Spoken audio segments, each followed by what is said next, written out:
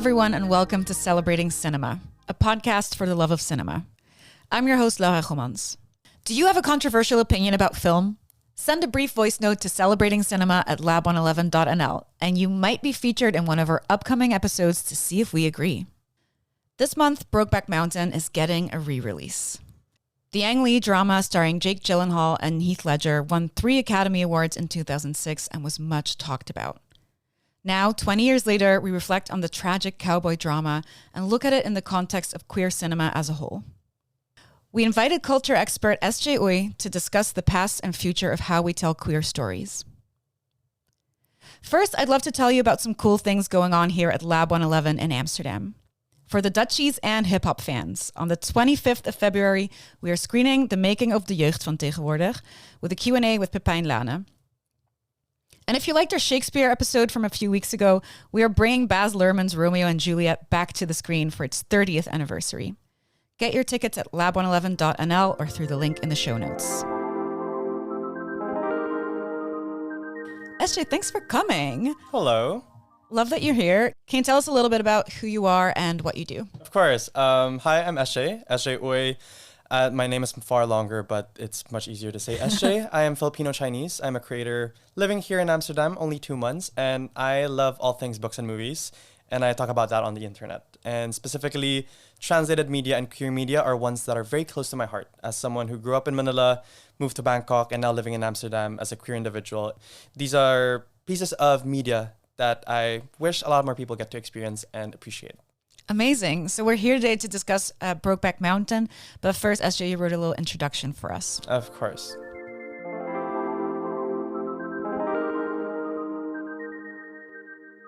How can a body hold so much grief? There's a movie scene from one of my favorite movies of all time. It's Leslie Cheung's head all bandaged up, resting on Tony Leung's shoulders from the backseat of a taxi. They're on the way home from the hospital after Leslie got into a fight. That doesn't sound quite right. They're in Buenos Aires, thousands of miles away from home, running away from Hong Kong, family, societal expectations, or each other. This movie scene is from Happy Together, or in Mandarin, 春光乍泄, one of my favorite movies of all time, and my favorite queer movie of all time.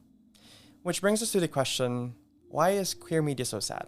When I look at my all-time favorite books, plays at eye level when standing in front of a bookshelf, you see a trend, the gray cover, limbs of queer individuals, and you see the same thing with my favorite movies. When you look at my letterbox, they won't be any different. Queer media is a space I'll always go out of my way to consume. Books, movies, music, and more. It's a space that has given me the most beautiful glimpses of humanity, and the one that has shown me the most amount of empathy. And I've been at the receiving end of this empathy many times over, and I've made growing up queer far easier than most people have it. I recognize that. This is why queer media holds a special place in my heart, and is a space I actively try to give a platform to, with the little I have. And I take this empathy and bring it to those who need it the most. The funny thing is, it is also the one that has brought me so much pain. It shouldn't be too difficult to wrap your head around if you think deeply about the queer experience throughout the years. Yes, it is a space in fiction that has one too many sad stories and narratives. It is a group of people that has one too many sad narratives and stories. I've been holding this thought for many years now, whenever the topic of the sadness of queer media comes about. The very first draft of this ramble came a little over 2 years ago, during my first time reading Notes of a Crocodile by Chiu Miao-jin, a brilliant Taiwanese writer that was unapologetically lesbian, writing 2 works so essential to the literary canon, especially within the Asian LGBT community.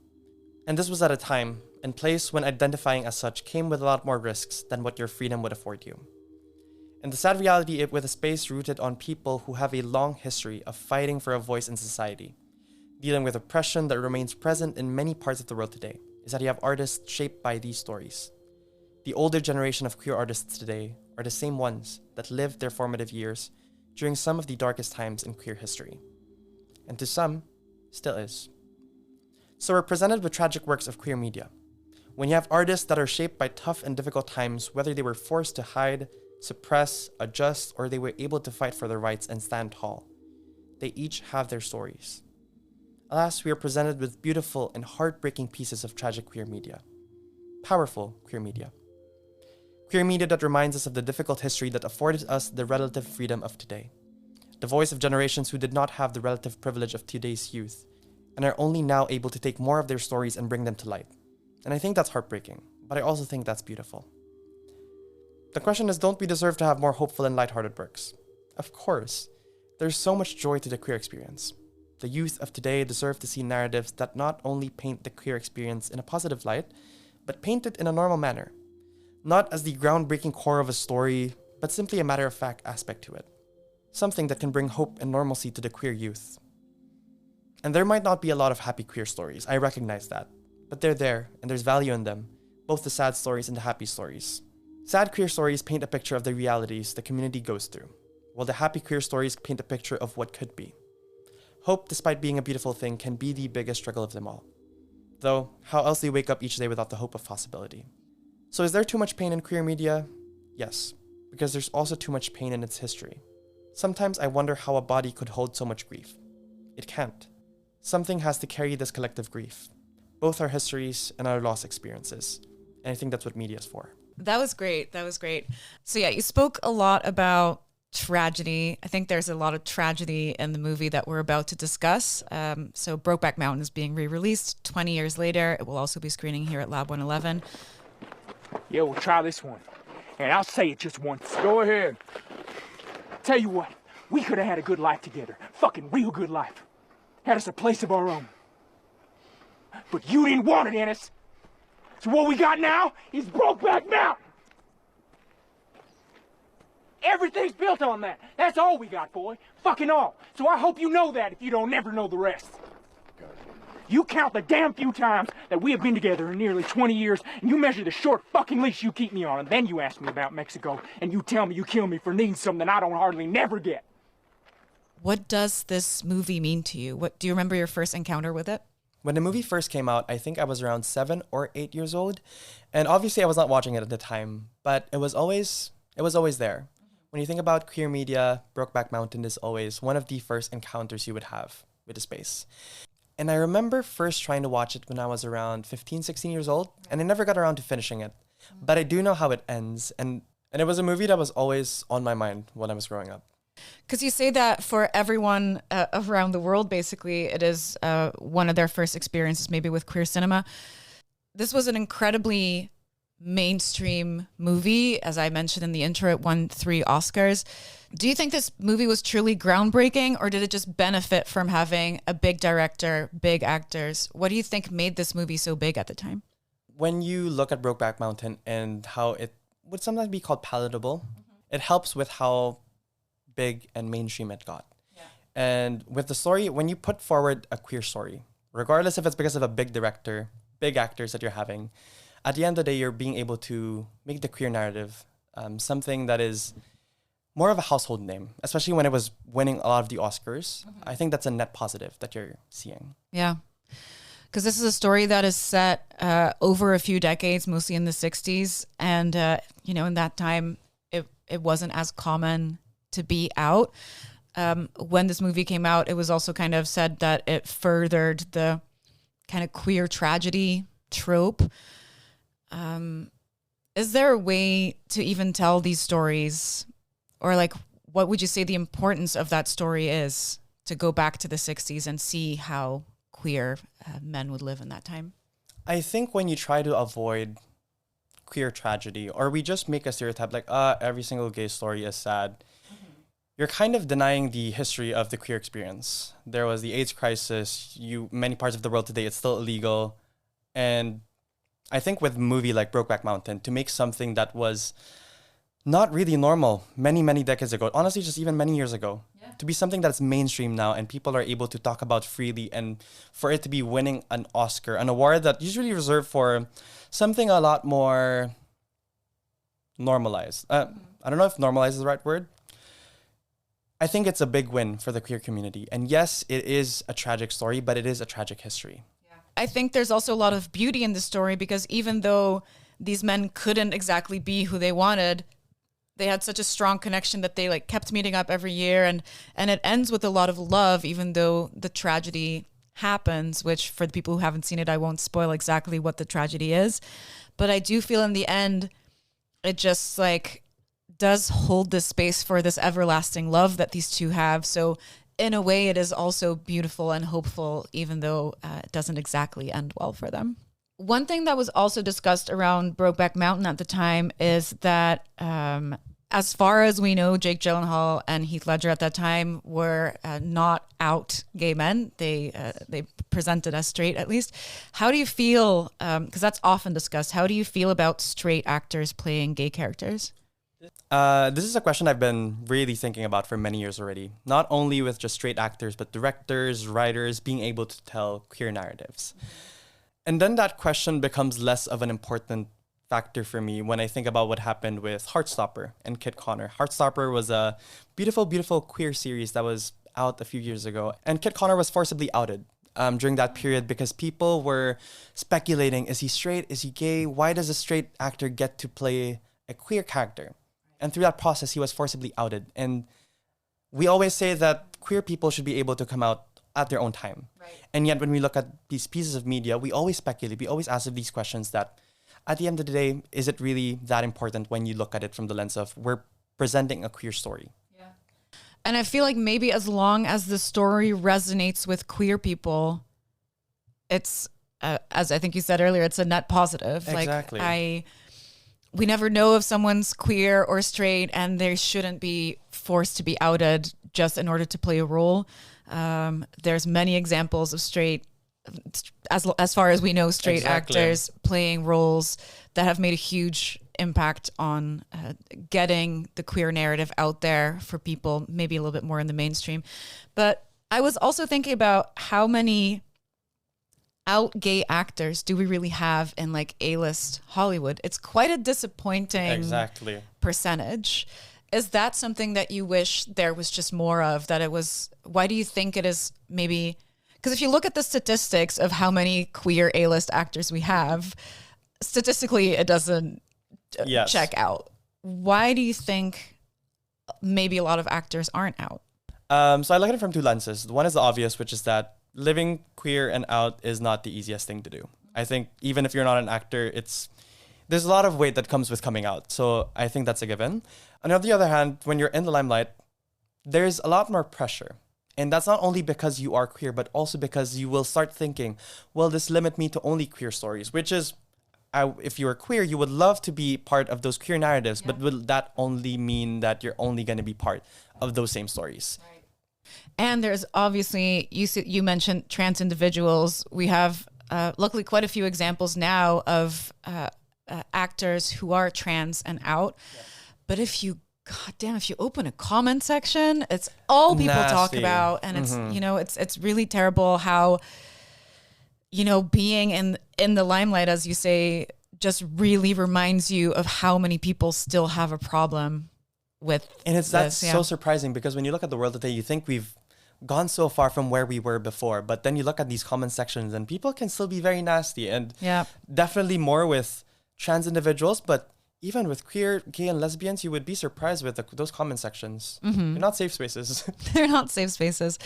So in recent years, we've had quite a few bigger hit movies around queer narratives, things like Moonlight, All of Us Strangers, Call Me By Your Name.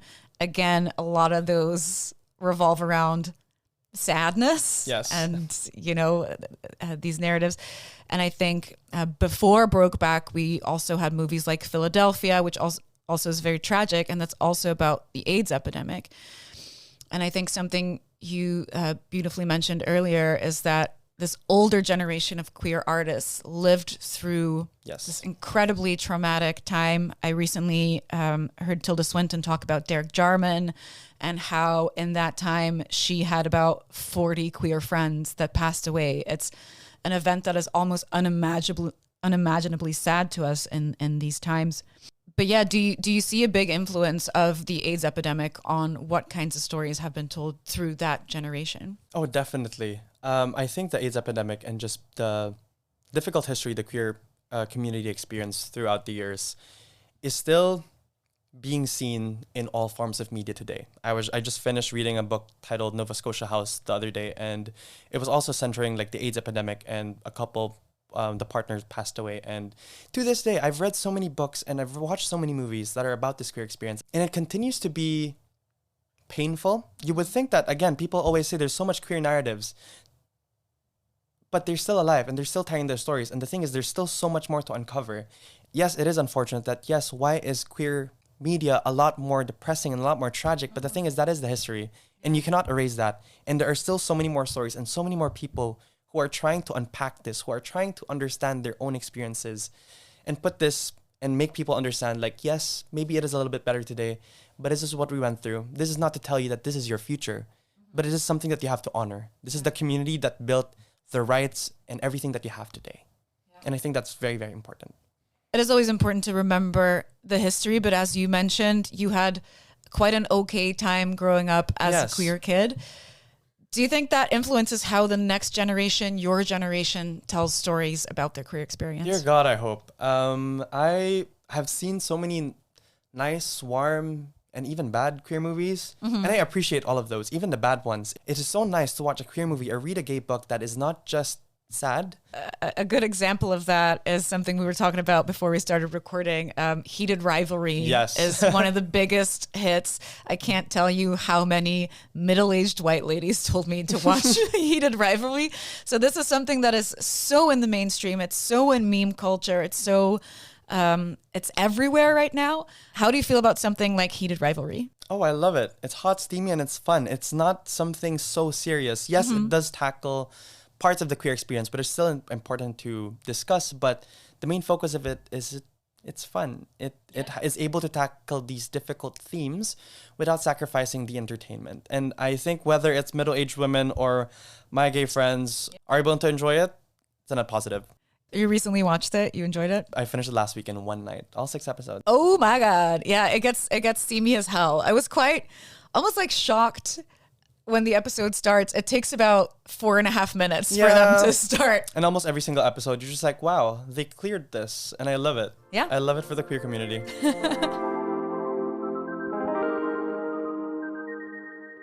So if we focus more towards like younger generations who didn't maybe live through all these incredible tragedies, yeah, we get a lot more uplifting stories. I think one that I would love to mention is God's Own Country. Yes. I think it's very great to watch maybe as a double bill with Brokeback Mountain because it is also about two farmers. However, and this is not too big of a spoiler, this doesn't have as much tragedy. It has the internal struggle. For those of you who don't know, God's Own Country is a British romance movie set on a sheep farm in Yorkshire. It follows this farmer, Johnny, played by Josh O'Connor, who is not really in a great place. He's numbing himself with drinking and empty hookups.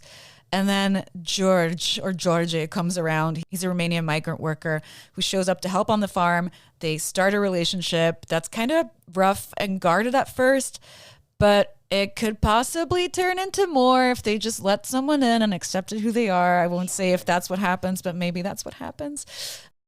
I thought this was such a delightful movie. It does have a lot of similarities, also visually kind of with Brokeback Mountain. There's a lot of sheep. So I think those are the two movies with the most sheep. Probably. That I've seen in my life. Watching it together, you said, great idea. Yeah. Great idea. Depends on the mood that you want to be in. If you want to be sad after or not as sad after. I had this when I rewatched Brokeback Mountain this week, and then it ends, and I was just sobbing. And then they throw this Willie Nelson song at you that just like prolongs the crying, and I was just like, okay. Reminds me of the ending of Call Me by Your Name as well. You're just there, you're just like staring at. Not now, Sufjan Stevens. But also like, give me more. Yeah, I want to wallow. Do you have any more examples of queer movies that feel more uplifting? Yes, there is one that I love and I've watched it like 3-4 times because it's just such a precious movie. It's a Brazilian movie. It's titled The Way He Looks. And it's about two young boys. One of them is blind and they get into this little puppy love. And you would expect such story to be not so sad. You have the queer experience and you have someone who's disabled as well. And I'm not going to spoil it for you, but I've watched it 3-4 times. So I'm not that much of I'm not a masochist. Right. But it's a movie that really is hold near and dear whenever I think about, yes, there's a lot of queer tragedy, but there's a lot of space for such movies like this as well. And there's another layer to, I think, queer media that I really appreciate is because you have these people who have gone through so many things in their life, they also get a lot of empathy for not only their experiences, but also those that are adjacent to them. You have God's Own Country with a migrant experience, and then you have the way he looks with someone who is blind. And I've always appreciated this from queer directors and queer writers, is that they're able to discuss queer narratives not in isolation, but recognizes that intersectionality, and we don't just suffer because of one thing, but that everything is connected, and they're able to bring forth these important stories. Yeah, and in your introduction, you also mentioned Happy Together by Wong Kar-wai. Do you want to tell me a little bit about how special that movie is to you? Do not get me started. I will. I was just telling you earlier that I have a tattoo of it. That's how much I love it. You guys are rescreening it as well, and I plan on watching it sometime this week. And I just finished rewatching it last month, so... That's how much you love it? Exactly. Oh my God, is the tattoo in a place where we can see it right now? Whoa! It's them dancing. I think I can... Okay, there. Now it's... Oh, That is that looks like a picture that was laser printed on it. It is. It is Tony Leung and Leslie Chung dancing. That's crazy. It's one of my beautiful. favorite movie scenes of all time. Wow. I mean, it's on my body, so. That's really nice. How much means to you that you want to rewatch it again? You watched it again last month. What is it about this movie that makes you want to go back to it again and again? I think growing up as a queer Asian boy in Manila, you don't really get a lot of queer stories in that part of the world as much as you do in the West. And the closest you would get that from is Happy Together, which is not a happy movie. Don't get me wrong. If you think about it, it was released in 1997 by Wong Kar-wai, a publicly straight director, featuring two blockbuster actors, Tony Leung and Leslie Chung. I always look at that movie with so much respect, because it was a risk in Asia, in Hong Kong specifically, to release such a story. I think not only the contents of that movie that I really, really love, but just the whole context of it is something I've really, really respected. And it brings me a lot of comfort that even though, yes, I didn't have the most difficult time growing up as queer, I do know that that's not the reality for many other people. That for a queer story to be out in Asia by a widely respected director and two actors that I love and respect was something that I've always really loved. Maybe for people here in the West, we're missing a little bit of context about how big these actors are and how famous they are. Can you talk a little bit about that? Yes, exactly. That's basically like Tom Cruise acting in a gay movie in 1997. And the article that I was reading earlier, one of the main triggers of that actually was Leslie Chung, one of the blockbuster actors that acted in Happy Together. And yes, I give this movie so much love, and I think it was so brave of them to do. But a few years after filming this movie, he actually died by suicide. And no one can really say what the main reason is, but he is a publicly out part of the LGBT community. And one can assume that it's probably one of the main reasons that happened to him. And it really just shows that complexity of the queer experience. And for a movie like Happy Together, that I've already hold near and dear, to have this whole story and experiences both in the context of it but in its narrative, it's something that I just revisit every single year. Yes, every single year, that even though yes it is sad, it is something that I do think is very important. Yeah, and it is such a powerful story because as you say, it came out in 1997. Again, we are, what is it, 30 years? We're getting so old. We're almost 30 years later, and we are still screening it here at Lab 111. So it is a story that really echoes through time and is still considered one of the most important movies in queer history. Another thing that I read in your Substack is that you mentioned some TV things like Queer as Folk and Shameless and Sense8. What made those stories special to you? It's very interesting that you mentioned that, because at the start of this podcast, I mentioned that when I first watched Brokeback Mountain, I didn't really get to finish it. I'm not entirely sure why. I really loved it, but I was really seeking out a lot more TV shows because I wanted to live with these characters. Right. You get to spend a lot more time with them. And I don't think at that age, when I was a teenager, that I was looking for a lot of queer movies, or not that they were that available as well. But these TV shows give you a lot of time to just spend with them. And when you're growing up as queer and you don't really have a lot of people to look up to or people to empathize with you, these TV shows that run for so many episodes and so many seasons become kind of like your friends, and they bring you a lot of comfort and normalcy, which I feel like is not always present in the queer experience. Right, because in a movie you have to condense it all into 2 hours. So basically movies will focus more maybe on the tragic or the hiding or the sadness, and I think it ends.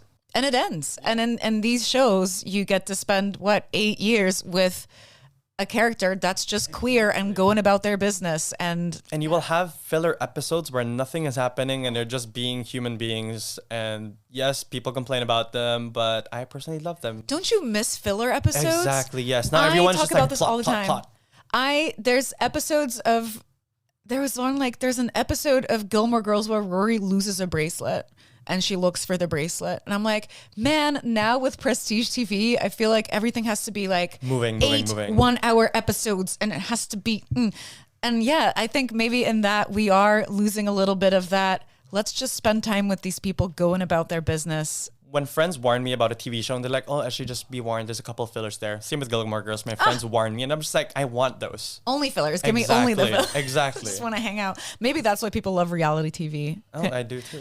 I mean, couldn't be me, but I get what it is fun. about it.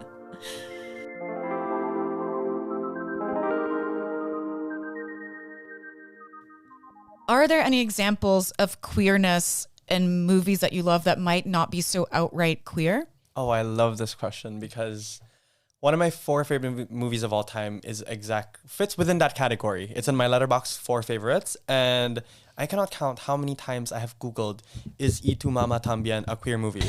Because I would be talking to someone and they'd be like, no, it's not. And I'd be like, excuse me, it is the gayest movie in the world. Yeah. And I also think about a Studio Ghibli movie, an animated production company, and you have their movie Ocean Waves, which is not, again, an outright queer movie, but it has so much queer undertones that I'm just like, this is the gayest Studio Ghibli movie I've ever seen, and it gets a lot of flack, but I love that movie. It's not everyone's favorite. They say it's not his best work, but I love it, and I find queerness in it, and I love finding queerness in a lot of different media that are not outright queer. Right. Can you talk a little bit more about like why Y Tu Mama Tambien is so special to you? One thing I've always really loved about Y Tu Mama Tambien is the same thing with other queer movies, is that intersectionality. It's not only talking about the queer experience. And yes, I'm not saying it is queer, but you have these 2 guys who are going on a little road trip with an older woman. One of them is privileged, one of them is not. And it sounds like a normal road trip movie, but then you see the context of Mexico's politics on the background that kind of mirrors their own internal struggles, and which is why I consider it a queer movie. Because you see a lot of these internal struggles that they have within themselves, but also with each other. Yes, you have Luisa, the woman there, but you also see their dynamics. And I've always appreciated that about Y Tu Mama Tambien, is it hides so many of these layers that if you just watch it without really thinking about anything, some people would call it soft porn, which is a categorization I loathe about Y Tu Mama Tambien, because it's a movie I love and adore. And I think it's much, much deeper than that. It tackles so much politics, underlying queerness, that I think gets brushed off because of how provocative it could be. You mentioned earlier your Letterboxd top 4. I would love to know what other movies are in your Letterboxd top 4. Oh God, I have 2 of those tattooed on my body, so I love these movies. Of course, I have Happy Together. I also have Y Tu Mama Tambien. Yeah. Then I have Gigi, which you guys screened last month, 25th year anniversary. I have a tattoo of it on my back. Really? It's my favorite movie of all time, like number 1. I flew to Taiwan for the Edward Yang exhibit for my birthday. That's how much I love it. It was amazing. Oh, we love that movie. We did a whole episode about this movie. It's so great. I watched it. I listened to it yesterday. Elliot's review was like, it changed my life. Yeah. It changed mine too. Yeah. And then my last one, and I'm putting on a personal request. I've been checking Cineville every other day for Let's hear it. When are you guys going to be screening it? Drive My Car. Ryosuke Hamaguchi. I think that's hard because it's like 1,000 hours long, so it's hard to slot it in sometimes to scheduling, but not long enough. Those are great choices. It's been 20 years since Brokeback Mountain. Where do you hope queer cinema will be in another 20 years? I have no serious answer for you. I just want more of the sad stories, more of the happy stories, more of the boring stories. And even the bad movies. Right. I think we just need more queer narratives, and I think that's going to be great for queer media as a whole. Brokeback Mountain is currently screening at Lab 111, and you can get your tickets at lab111.nl or through the link in the show notes.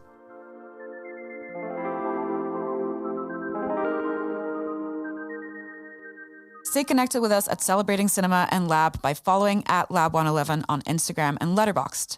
Do you love what we do? Support us by leaving a review on your favorite podcast platform. It really helps us climb the ranks of the podcast charts.